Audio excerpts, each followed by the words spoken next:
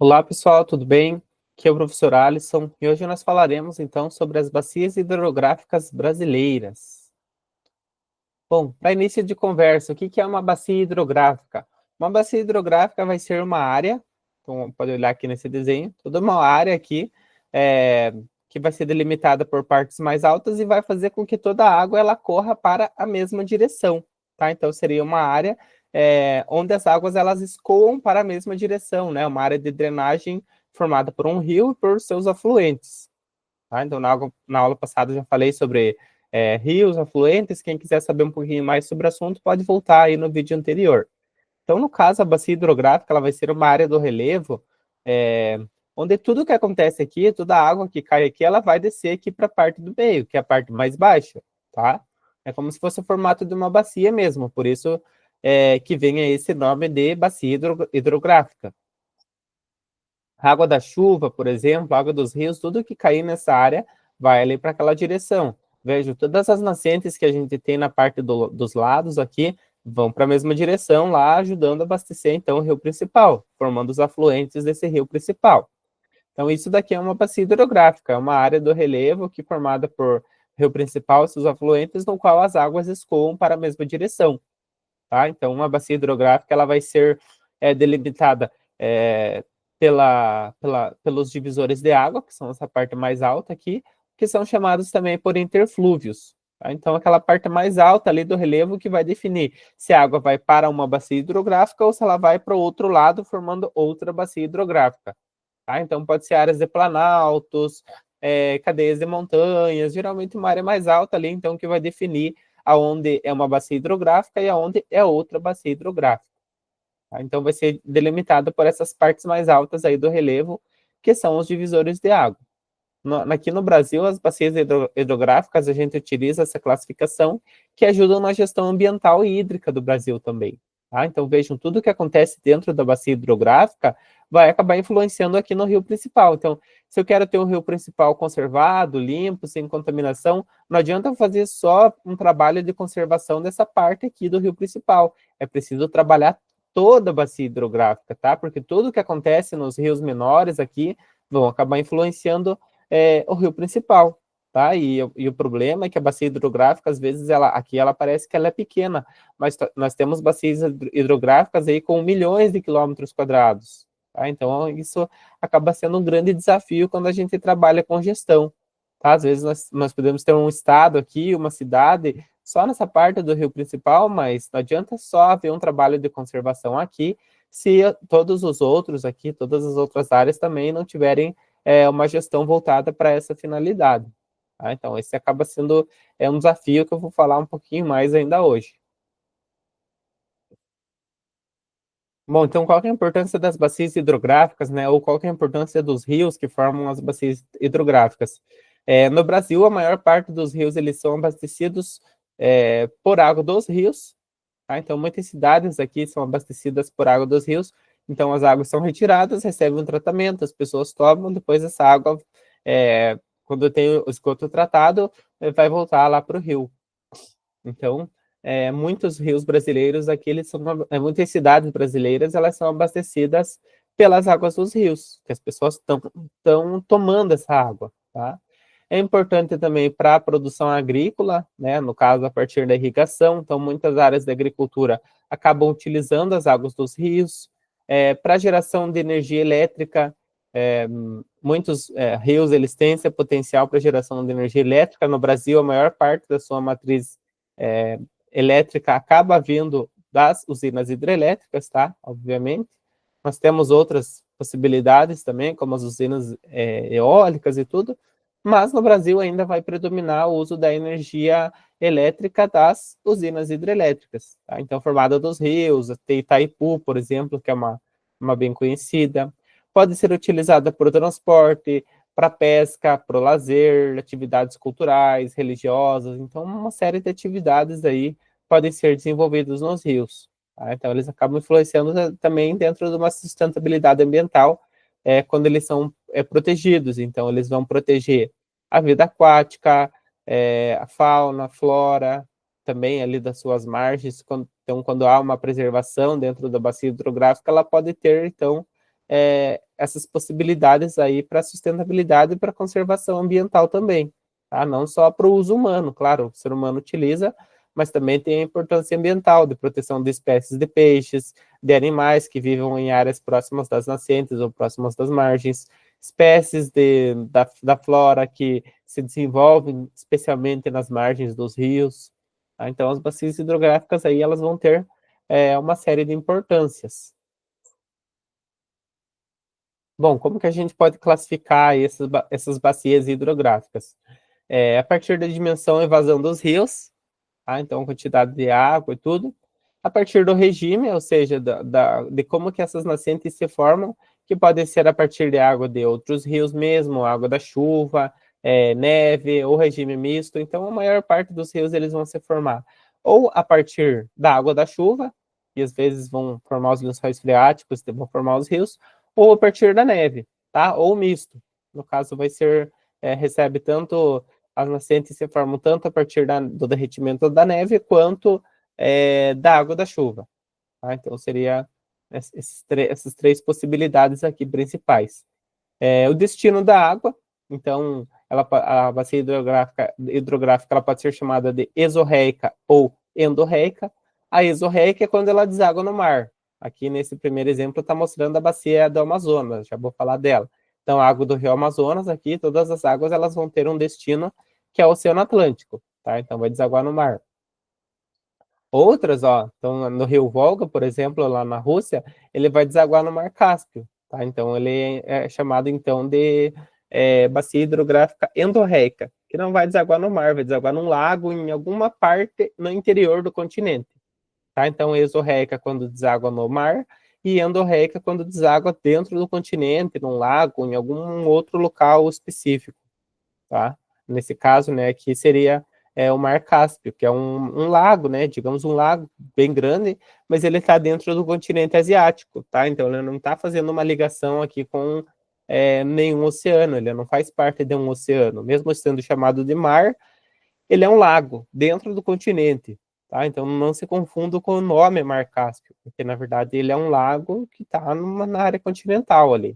Então, se os rios desaguam nele, eles são de uma bacia hidrográfica endorreica, interior. Não vai desaguar no oceano, mesmo ele sendo chamado de mar. Tá? Só fica confuso por causa do nome, na verdade. Bom, então já teve uma ou duas aulas passadas que eu falei bastante das bacias hidrográficas, das partes das bacias e tudo, que o objetivo dessa aula, então, é falar das bacias hidrográficas brasileiras. Então, aqui a gente tem o mapa do Brasil e a classificação nas principais bacias, nas grandes bacias hidrográficas brasileiras, que também são chamadas de regiões hidrográficas. Tá? Então, a gente pode ter esse nome também quando se trata de uma área muito grande, porque aqui dentro a gente tem várias outras bacias. Ó, a gente pode ter a bacia do Rio Madeira, a gente pode ter do Rio Puros, a gente pode ter de um monte do Rio Solimões, então a gente pode ter um monte de outras bacias dentro dessa bacia maior, que é a bacia do Amazonas. Claro, todos vão chegar aqui a abastecer o Rio Amazonas, fazendo com que ele se torne o maior do mundo em volume de água, mas nós temos outras bacias, subbacias menores dentro de uma bacia hidrográfica muito grande, tá? Que daí todos vão formar a bacia amazônica no final das contas. Mas nós temos a bacia amazônica, a bacia do Paraná, que é bem importante também, que é formada também por vários rios e outras bacias dentro delas. Mas eu vou falar, né, um pouquinho das principais. Então, são 12 principais aqui no Brasil e são predominantes as bacias, então, exorreicas. Ó, vejam que todas desse lado aqui, todas vão vir, então, para o Oceano Atlântico. Ó. Oceano Atlântico, todas aqui desaguando no Oceano Atlântico, mesmo aqui a bacia do Paraná, que daí ela vai fazer parte da bacia do Rio da Prata, também vai chegar no Oceano Atlântico, mas lá na região entre a Argentina e o Uruguai. Tá? Então aqui elas vão ser direcionadas para o Oceano Atlântico, tá? Porque do outro lado ali da América a gente vai ter a Cordilheira dos Andes, né? Então a água não vai conseguir passar pela Cordilheira dos Andes para desaguar no Oceano Pacífico. Então elas vão desaguar aqui pro lado do Oceano Atlântico. Aqui, primeiro, nós temos a bacia amazônica, onde está bem destacado aqui. Então, olha o tamanho dessa área em comparação com a América do Sul. Tá? Então, pega a área do Brasil, né? Obviamente, da Guiana Francesa, Suriname, da Guiana, da Venezuela, da Colômbia, do Peru, até um pedacinho da Bolívia aqui talvez, e uma grande parte, né, do território brasileiro. Então, vejam a quantidade de rios que tem dentro dessa área. E ó, vejam que eles estão indo tudo para a mesma direção. Ó, tem as nascentes e eles vão para lá, vão para lá, vão para lá, vão para lá, vão para lá. Todos eles, então, chegam aqui nesse rio principal, que é o rio Amazonas. E daí ele vai desaguar, então, lá no Oceano Atlântico. Então, imagina a quantidade de água que está envolvida aqui nessa área que vai toda lá para a mesma direção. Então, essa é a bacia hidrográfica, ó. Essa parte mais clarinha aqui são os divisores de água, né? Ó, que o divisor de água nesse lado vai ser a Cordilheira dos Andes, aqui são áreas de Planalto. Então, tudo isso aqui vai delimitar a bacia hidrográfica. Ela, só no Brasil ela vai pegar cerca de 45% do território. Então, veja quantos milhões de quilômetros não tem essa bacia hidrográfica específica, para vocês verem como ela é grande. Ela é navegável, em sua maior parte, então, na região norte é comum utilizar o transporte por barcos, tá? Embarcações pequenas, médias e até maiores, porque o rio ele vai permitir, então, a navegação, a maioria desses rios, né? Ou a maioria dos trechos. Tem uma rica biodiversidade, então, a biodiversidade também, tanto das florestas, quanto dos animais aquáticos, animais terrestres, tudo, então, está acontecendo, né, dentro dessa bacia hidrográfica. E ela vai ser fundamental para o equilíbrio climático global, principalmente na América do Sul e no Brasil. Por exemplo, se a gente não tiver a bacia hidrográfica da Amazônia, não tiver a floresta, não tiver os rios, a gente não vai ter umidade sendo trazida para a região sul, centro-oeste e sudeste. Isso poderia fazer, por exemplo, que o clima fosse totalmente, né, diferente nessas regiões. Então, nós teríamos um clima extremamente seco, tanto na região sul, quanto na parte da região sudeste e parte da região centro-oeste. Talvez até um clima desértico, então não teria agricultura, não teria muitas atividades econômicas que são desenvolvidas hoje. Então, isso acontece graças à bacia amazônica, por exemplo, a existência dela e a sua preservação, a quantidade de água, florestas e tudo mais. Bom, a próxima aqui, então, a bacia do Tocantins-Araguaia, que ela vai pegar, então, essa parte aqui do Brasil, tá? Mas que ela vai ser bem importante. E também, né, ela é formada por dois rios principais, então, Rio Tocantins e Rio Araguaia. Geralmente, o nome da bacia hidrográfica vai estar relacionado com o seu rio principal. Então, você olha o nome da bacia hidrográfica, você já sabe quem que é o rio principal, né, obviamente. Então, vai ser importante para a geração de energia, como a usina de Tucuruí, por exemplo. Mas ela vem sofrendo alguns impactos tanto quanto com a expansão da agricultura, quanto impactos ambientais. Isso acaba gerando impactos como o desmatamento nas suas nascentes, principalmente. Tá? Então, quando você desmata a nascente, ela pode deixar de existir naquele local, e isso já vai alterando a dinâmica dos rios e depois a própria dinâmica da bacia hidrográfica. Tá? Então, precisa ter essa área de preservação, principalmente nas margens. O Código Florestal lá de 2012, ele vai definir, então, a quantidade de floresta que tem que ter na margem dos rios, de acordo com a sua largura. Então, quanto mais largo o rio for, maior a quantidade de vegetação que tem que ter nas suas margens. Tá? Isso é definido por lei, é definido pelo Código Florestal de 2012. Próxima, uma das mais conhecidas aqui, né, do Brasil, ela ocorre só dentro do território brasileiro, que é a bacia do Rio São Francisco, tá? Então, conhecida então como Rio da Integração Nacional. Ele vai nascer aqui na região sudeste, em Minas Gerais, passa pela Bahia, Pernambuco, Alagoas, Sergipe, vai até chegar lá no Oceano Atlântico, tá? Então, ele é muito importante, porque ele vai percorrer o semiárido, que é o clima mais seco, mais seco aqui do Brasil, então ele vai ser importante para o abastecimento de milhões de pessoas aqui nesse caminho que ele faz. Tá? Nós tivemos até iniciativas no passado, até hoje estão algumas obras que são as áreas de transposição, ou seja, canais que são abertos para levar a água do São Francisco para o interior, principalmente aqui na região da Bahia, na região de Pernambuco, para levar, então, a água do São Francisco para abastecer cidades e pessoas que vivem mais longe do rio, mais no interior ali do sertão do Nordeste. Tá? Então, ele tem essa importância aí.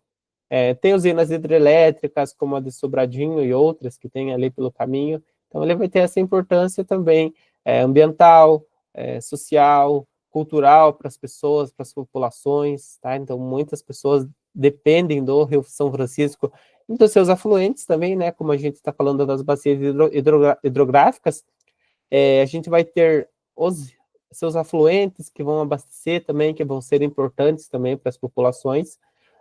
Aqui, né, uma imagem da transposição e uma imagem de um certo trecho dele aqui, que é uma região mais de vales ali, tá? Acho que provavelmente ali na região da Bahia já. Então, esse é o Rio São Francisco, né, conhecido como o Velho Chico. O próximo, a Bacia do Paraná. Então, a Bacia do Paraná, ela já não vai pegar mais só a área do Brasil, tá? Então, porque ela vai integrar a Bacia do Rio da Prata depois, que daí é uma bacia maior, tá? Então, dentro do Brasil é conhecida como a Bacia do Paraná, porque ela vai ter o Rio Paraná como rio principal. Mas vejam que o Rio Paraná, então, ele vai ser um afluente do Rio da Prata. Daí ele vai chegar, assim, no Oceano Atlântico. Então, ela seria a bacia do Paraná, ela seria uma subbacia, uma bacia dentro da outra, dentro, né, da bacia do Rio da Prata.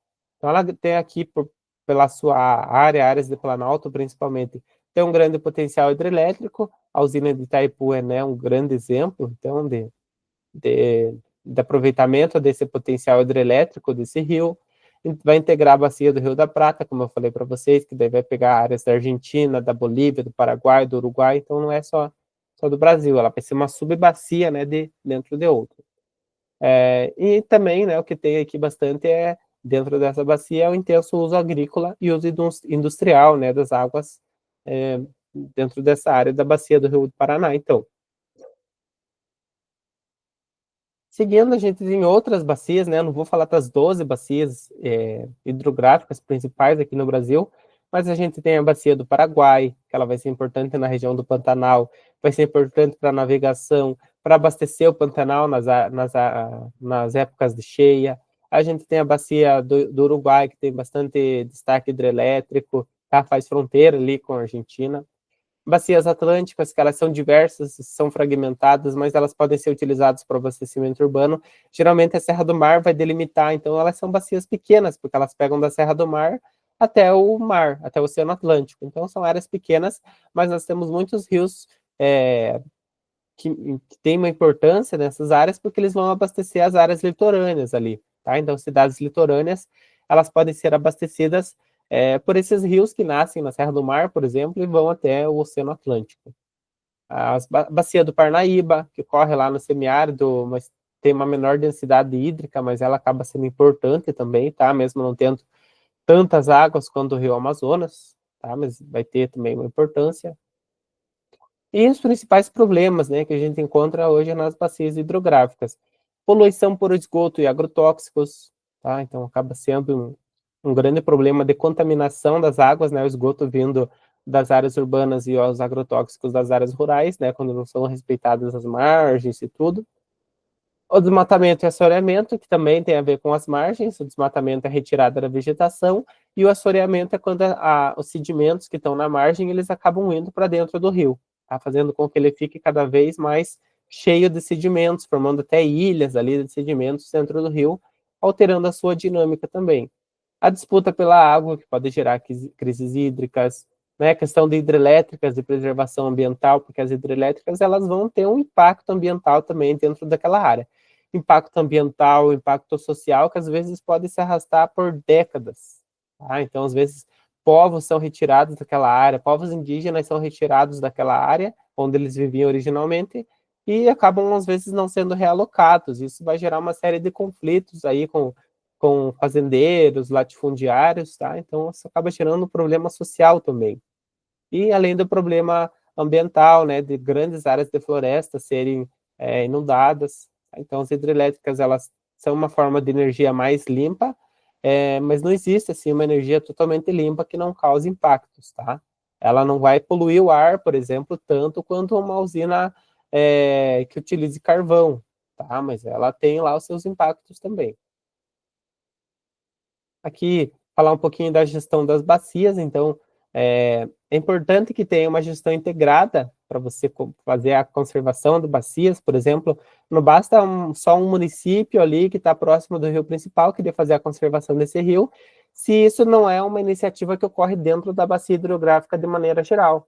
tá? Então é importante que todos os municípios, estados, às vezes até países, né, como o caso do Rio Amazonas, da bacia amazônica, ela pega mais de um país, então para você fazer uma gestão ali, você vai ter que ter iniciativa em todos esses países, para você fazer a conservação das águas dessa bacia hidrográfica, tá? Porque às vezes a bacia é muito grande. Essa gestão baseada nas bacias hidrográficas, ela vem lá da Política Nacional de Recursos Hídricos de 97, tá? E então ela estabelece isso aqui no Brasil, também considera a quantidade, a qualidade, os usos da bacia, então tudo isso então vai ser definido nessa Política Nacional de Recursos Hídricos. Ela estabelece também a criação de comitês de bacias hidrográficas, né, tá? Formados por especialistas, governantes, população civil, então todo mundo pode participar então desses comitês para discutir então a melhor forma de conservação das bacias hidrográficas, tá? Então essa é o objetivo então de ter essa gestão integrada. Então, né, como eu falei, então, os comitês de bacia são formados por representantes do poder público, da sociedade civil, usuários, indústrias, todo mundo, então, que está dentro da bacia hidrográfica e faz uso, então, pode participar dos comitês de bacia. Para que eles servem? Para fazer diagnóstico, planos de uso da água, do solo, de todas as atividades econômicas dentro da bacia, para mediação de conflitos que aconteçam por causa da água, por causa das áreas, acompanhamento de obras, liberação de licenças, então tudo isso então pode ser responsabilidade dos comitês de bacia. Então o objetivo deles, né, no caso, é proteger as bacias hidrográficas. Tá? Então desafios que a gente tem, né, relacionados à gestão hídrica, a integração entre estados e municípios, às vezes até estados com outros estados, até com outros países, como eu falei do exemplo da Amazônia, o envolvimento da população, né, nessa gestão hídrica, monitoramento e fiscalização efetiva, tá? Então precisa de pessoal para monitorar a qualidade da água, fazer a fiscalização de atividades para ver se elas não estão sendo contaminantes e poluentes, adaptação, mudanças climáticas que vêm ocorrendo. Esse gráfico, por exemplo, mostra aqui um pouco do consumo da água no Brasil. Tá? A gente consegue ver que a agricultura ela utiliza a maior parte da água, depois, né, o consumo animal da agropecuária, depois o consumo urbano, consumo industrial e consumo rural, daí dentro, né, de outras finalidades.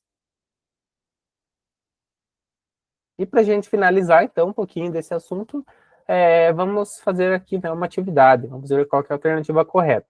Fala sobre as bacias hidrográficas brasileiras e sua gestão, tema da aula, e para a gente marcar a correta.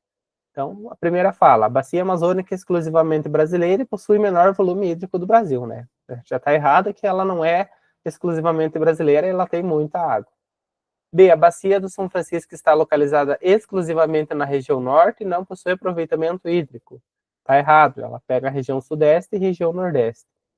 C, os comitês de bacia hidrográfica são órgãos estaduais compostos apenas por técnicos e cientistas, né? Acabei de falar que, né, a sociedade civil pode participar, governantes e tudo. D, a gestão integrada das bacias hidrográficas foi instituída pela Política Nacional de Recursos Hídricos em 1997. Sim, né, essa está certa. E a última falava, então, as bacias hidrográficas brasileiras são exclusivamente endorreicas, ou seja, em suas águas não chegam ao oceano, que está errado também, né, porque elas são exorreicas. Então, essa daqui, a alternativa correta dessa questão seria a letra D. Então, pessoal, agradeço aí a atenção de vocês e espero vocês, então, para a nossa próxima aula. Até mais.